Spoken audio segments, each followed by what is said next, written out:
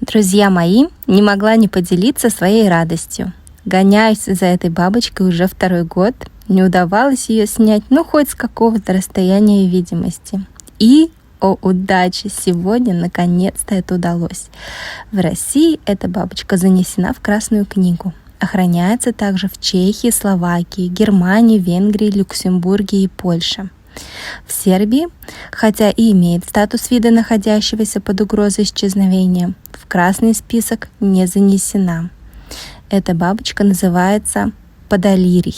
На сербском пругасти едрилац, полосатый парусник. В переводе с английского парусник редкий также называют ласточкиным хвостом. Несмотря на название, широко распространен в Южной и Центральной Европе, Кавказе и Закавказье, Турции и Ближнем и Среднем Востоке, в умеренном поясе Азии на восток, Индии, Западном Китае, Северной Африке.